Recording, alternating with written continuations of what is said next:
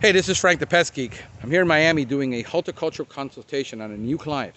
And I'm going to show you everything that we found with this landscape and what needs to be fixed. Check this out. Here's the challenge that we have servicing fruit trees. That mango tree in the back is probably 25 to 30 feet tall. It's right on the property line. Let me walk over here. That's good. Yeah, that's going to be a good 30 feet right there. I mean, till the bottom of these leaves is easily 9-10 feet. I can't reach it. And my hand, extent of my hand is 7 feet. Like 7 feet is right here, and we're easily talking 10, 20, 30, close to 40 feet. It's back here on the property line. There's the property line. And this tree's basically been allowed.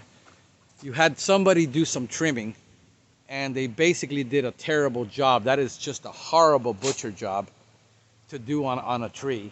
It wasn't pruned correctly. And now you're going to have anthracnose disease. And how do we get up there and spray 40 feet in the air with a copper fungicide and not get it on the customer's property next door? This tree needs to be brought down about no more than 20% a year right now by an arborist. Get it down to maybe manageable 20 feet over the next 3 to 5 years. And an arborist is going to charge to come in and get this job done probably about $600 a year on this tree. The problem is you've got 2 mother trees that need similar service. So now you're talking having an arborist come in and really get these trims. There's something going on over there that tree looks just not right over here. But an arborist came, or somebody came and pruned off some branches. At least that one was done correctly. That's how it should look. About 1 inch left from the top there. You see that little inch right there? And then this is at the right angle. That's how you properly prune a tree. You know, they did it over here. That is proper the way they did it. I don't know why at the other side they butchered it the way they did. But the size of this tree needs to come down a bit so that it's manageable. How do we manage a mango tree that is this large and spray it for the client? You know, we could use a mist blower, but if winds are more than 5 miles an hour, the drift is going to be very high. And it just so happens that today we have no wind. And then how do we select this in the middle of August when we got to spray these trees? To be able to use a mist blower, because we can do it with a mist blower and get the copper up there and get the insecticide if we have to, an organic, something like an IC3 or an Ecovia. We use it. We can control anthracnose disease by frequent applications of essential oils to control it. But if it's flowering, we can't spray it with that because it's going to damage the flower. So we have to wait. And you have to do stuff early on in the year. You can't just wait till you have a problem to then call a specialist and solve it. We're not miracle workers. We got to work with the science and the biology. And if the customer that owns the tree is not educated and doesn't understand the science and the biology, and nobody's explaining to them, if you've owned this house for 20, 30 years, you know, this house was built in the 50s and 60s, and these trees have been here forever, and you're a new homeowner, and you just bought a home with all of these fruit trees, you know, and you're not educated, you're going to need to educate yourself on what it is to do. I mean, this is just crazy. I don't know why they did that. I mean, if they did it right one side, we don't know if it's the same company that did it. We're just making assumptions like this should not be left here. I mean, why would you leave this here? I would have trimmed this all the way back to here and 1 inch away from that trunk and be done with it. This is how you get pups growing. This is how you get unnatural growth. This is just improper. It needed to be pruned right there. This also, wrong. It needed to be pruned right there.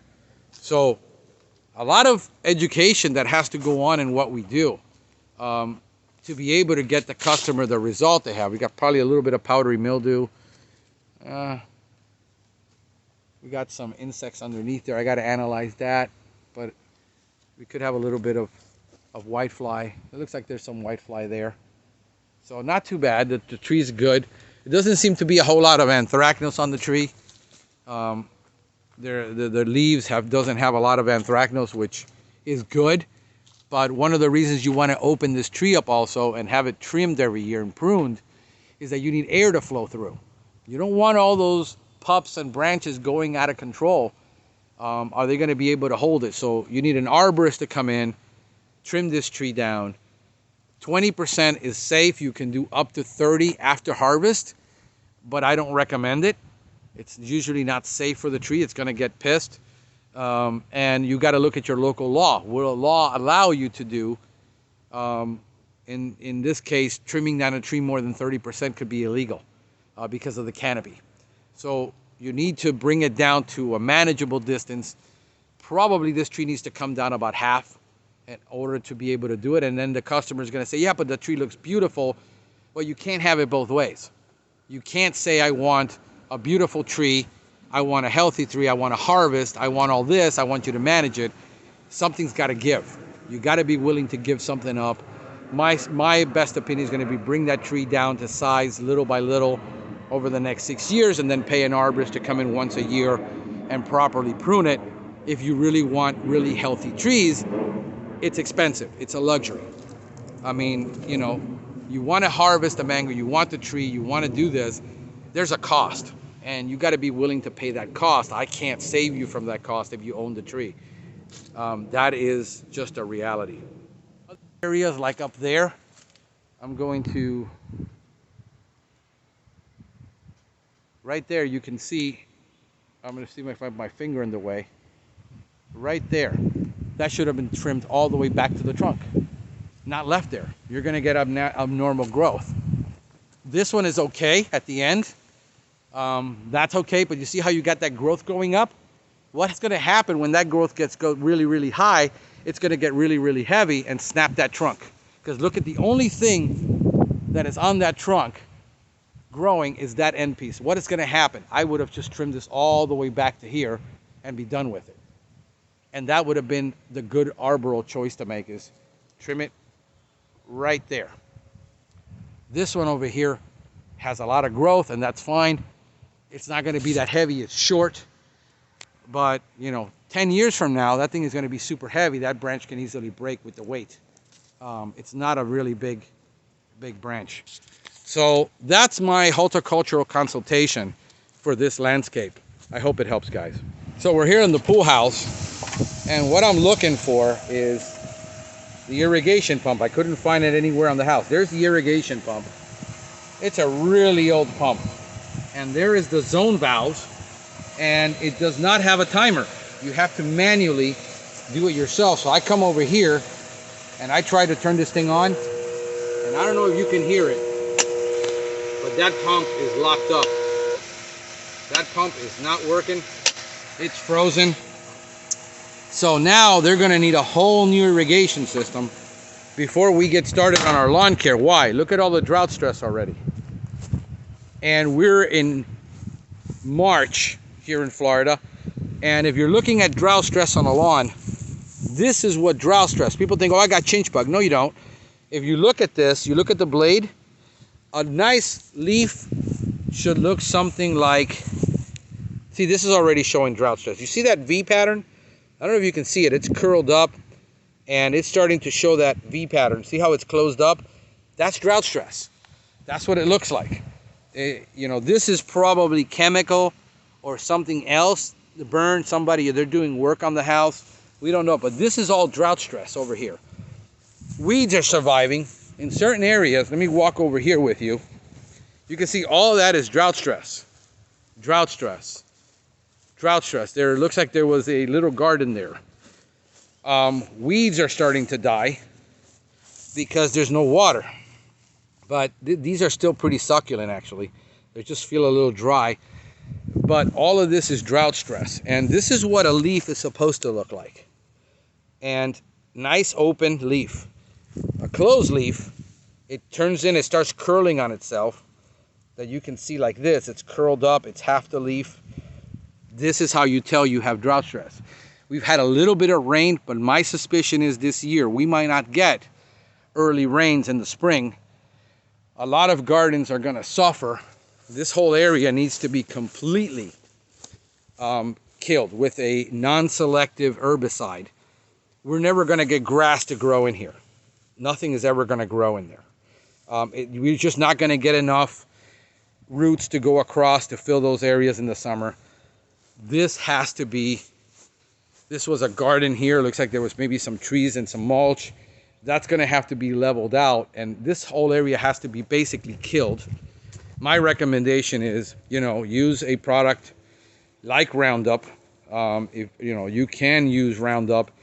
A lot of people are freaking out because of the cancer, but the reality is a lot of those cases, when you look at, they didn't read the label, they didn't understand the SDS, the material safety data sheet, they didn't wear protection. They were landscapers doing landscaping work for 20 years, not wearing any PPE. And yeah, you put yourself at risk. Exposure times the application, the exposure is going to equal your risk. And so if you've been doing it for 20 years unprotected, you're at bigger risk than somebody making an application once. And I would kill this entire thing completely, down to the roots, with a non-selective herbicide. And then I would plant my sod right over that. And that's what I would do, because there is no saving this. I don't have a weed killer that's going to deal with this grass. This is not a plant. Weed killers only know the difference between dicots and monocots, and then you have sedges. And it doesn't know the difference between a grass, one species of grass, and another species of grass. It only knows the difference between a broadleaf weed, okay, and a grass. And that's what it makes distinction between one or the other. So if you've got grasses already encroached, you've got crabgrass that's already established, it's going to be very difficult. And what I would do in this scenario is kill it all, come in with sod, and replace it all with sod. I would not, like some guys are going to cheat. They're going to take a weed eater and they're going to just cut that to the ground really low, and then they're going to come in and lay sod over it to do a cheap job because the owner isn't willing to pay what it costs to do it right. I mean, understand that if you're not willing to pay as a customer what it takes to do it right, and it doesn't come out right, then you've got no one to blame but yourself in this situation, because the cost of what it costs is the cost to do it right. And it costs 2 to 3 times more to do things right than it does to get a cheap estimate to do something and say they're going to lay sod on top of that existing grass. You're going to get all kinds of weed problems in the future. That's not the right way to do it. I was a build and install contractor for a long time, and I understand this. Plus, I'm a certified horticultural specialist, and I'm a certified pest control operator in Florida. So there are right ways to do things, there are wrong ways. This grass, we could get rid of that weed right there, but look at all this grass in between. This is not going to be solved. So this all has to be killed and replaced. That is going to be the best advice I'm going to give this client. But irrigation is a problem now. They want me to start with the landscaping and start treating their fruit trees, and there's no water on this property. So it would be really bad of me as a contractor to take on this client and tell them, yes, we're going to solve the issue with the fruit trees when you need a ton of water at this time of year to deal with these fruit trees, because they need lots of water this time of year and you have no irrigation. So you got to make this a priority to be able to go ahead and get this done right. I would not take this property on to start doing lawn care spraying or anything until that irrigation system was fixed.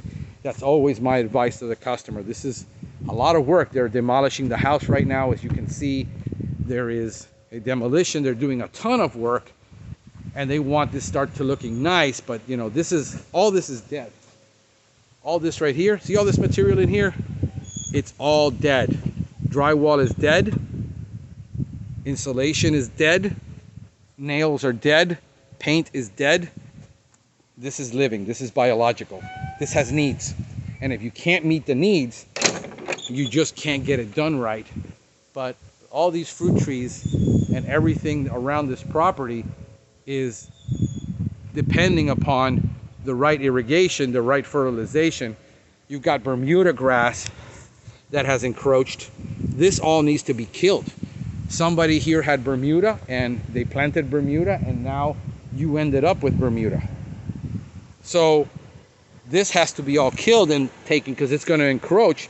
Here's the Bermuda, here's the St. Augustine, and you know, this is Bermuda, this is not Soisha. It's very thin. So now you have, look at this is how the roots look like in real life underground. This is actually over the ground now. It's not even going under. This is how it spreads. This is how St. Augustine spreads across areas, by these roots.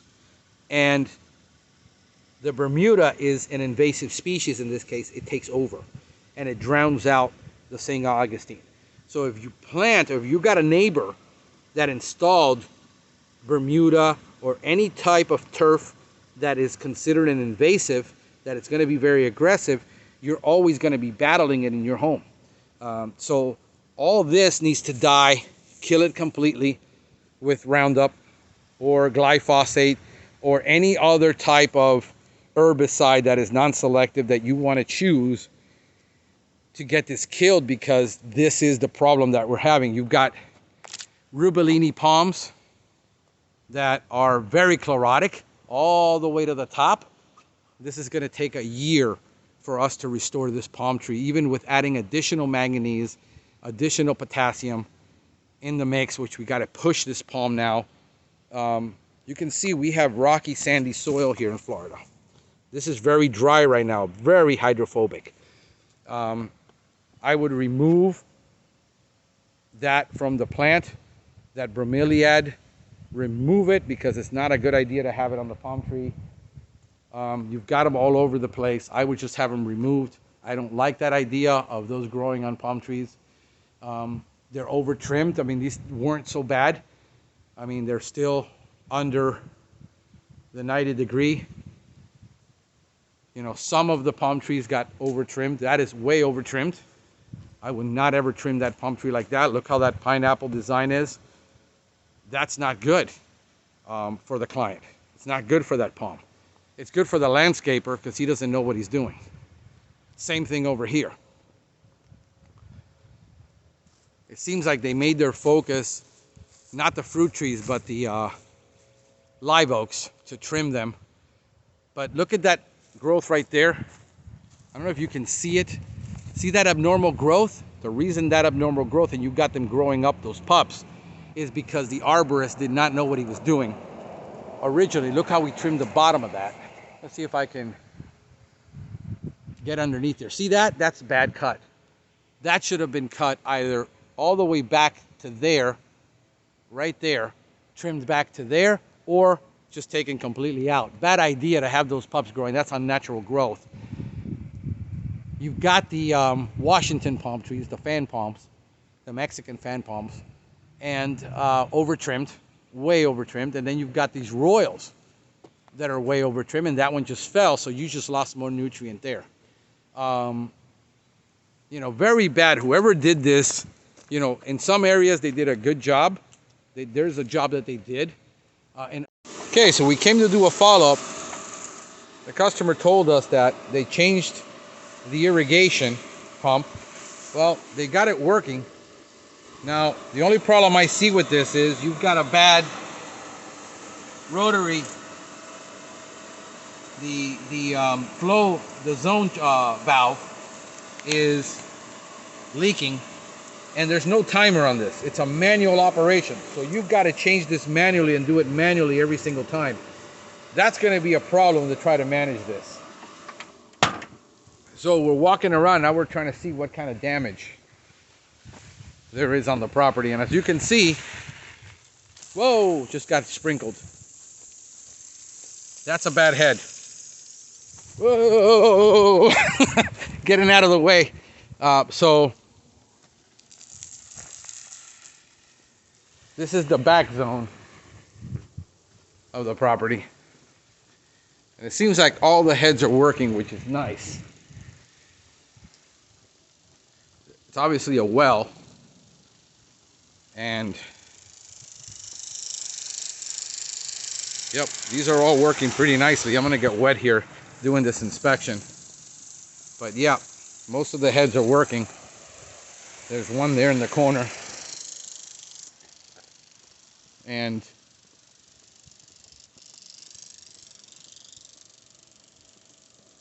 so at least I'm happy about this.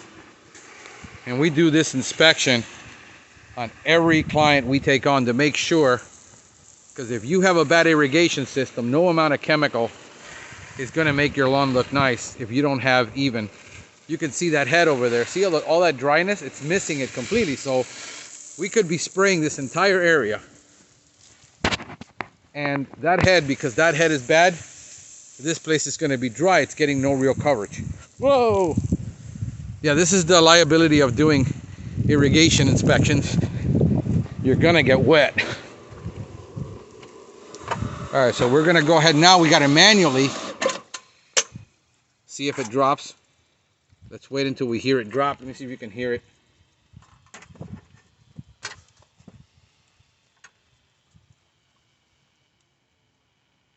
There's air siphoning out of that. I mean, I'm going to recommend they replace it and put a timer on this.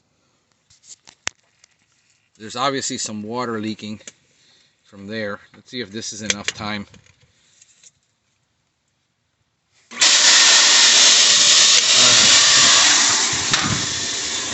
So we changed zones. Let me go up front and take a look up front and see what zone is on now.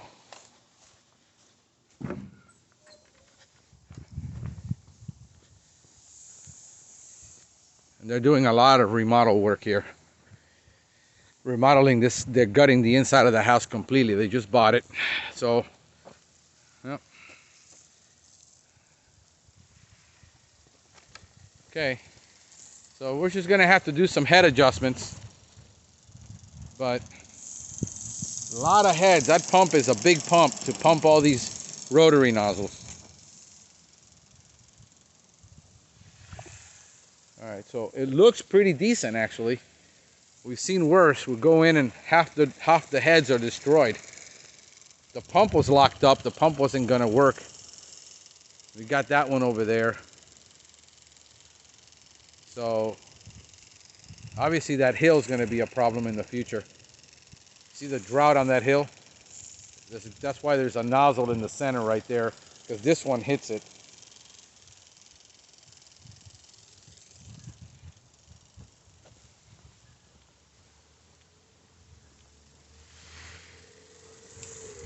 And here's going to be a problem in the future.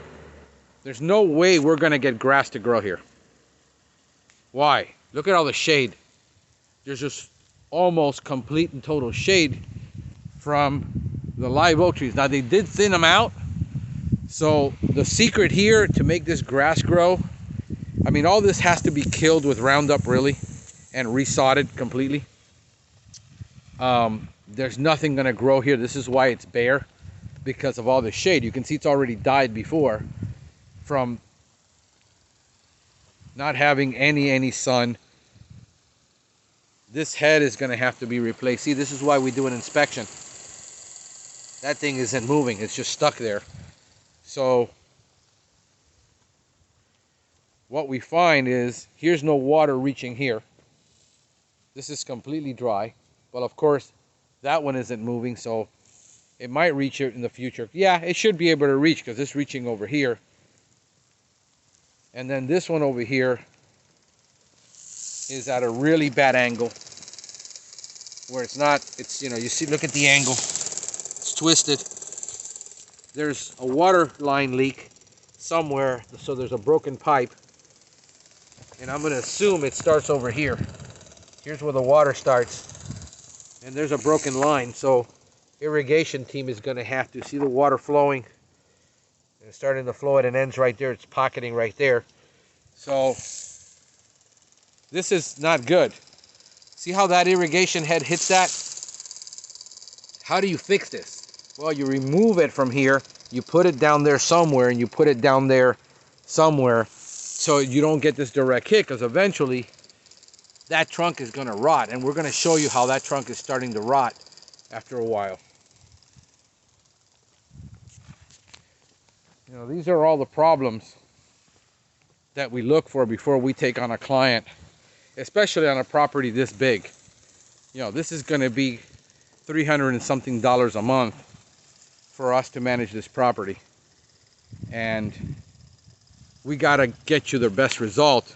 If your irrigation isn't perfect, your landscaping isn't perfect, you don't have a landscaper that's going to mow this correctly at the right height, at the right frequency, sharpen blades, and not scalp the lawn, all the chemical in the world doesn't make this look good. All right, so I think we're good with this front, with this analysis. Let me turn on the rest of the system.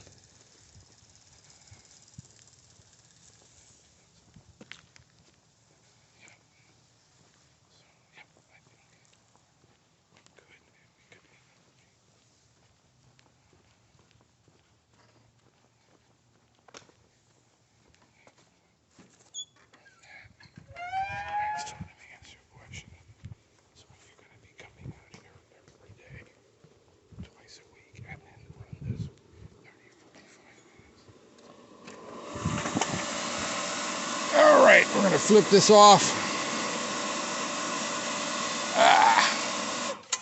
This is a pain. I don't know why you have a $1 million house with an irrigation system that is not manual. This is a big problem right here. That's dangerous for a filter.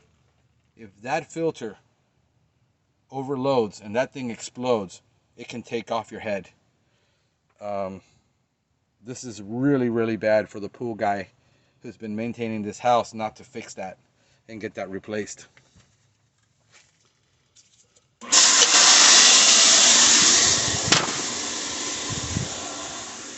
Okay, let's find out where the next one is. All right.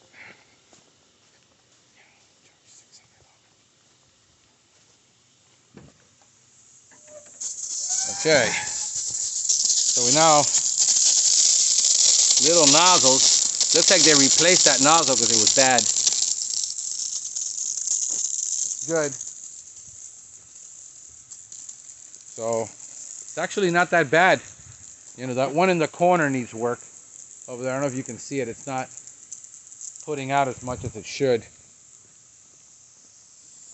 This is good. This is good. Ah, here's a problem. So these have to be straightened out. Minor. I would probably look at, this is an adjustable nozzle. Now there's nothing here in the middle. Here it is. Here it is. It's clogged. You got a head that needs, that one needs to be replaced. See, if we wouldn't find this, we get into fall now and spring. And spring now, this area would be dying, and we're asking, like, you know, did it get chinch bug or something? So that head over there has a problem. That one needs a brand new nozzle pop up. You know, this one probably needs to pop up a little higher. It's too sunken in. But all of this needs to be killed too, by the way. This is all Bermuda, and it's encroached from the next door neighbor. Now we have no irrigation out here. And here's a problem. So they're going to have to get irrigation or this is just going to die. Look how drought stressed that is. We could have lost pressure from this line over here, obviously. Whoops. There's a busted line when they did all that digging out, which is expected. If you're digging out all of this material and taking out trees, there's a busted line. So we have a pressure loss. And that's normal. When you're doing landscape work, you're going to break something. Yep. So this I don't like right here. It's going to rot out that palm tree. Hey, this is Frank the Pest Geek. If this video has been helpful to you, do me a favor. Give it a thumbs up, subscribe to the channel, and share it with your friends. This is Frank the Pest Geek wishing you a pestacular day.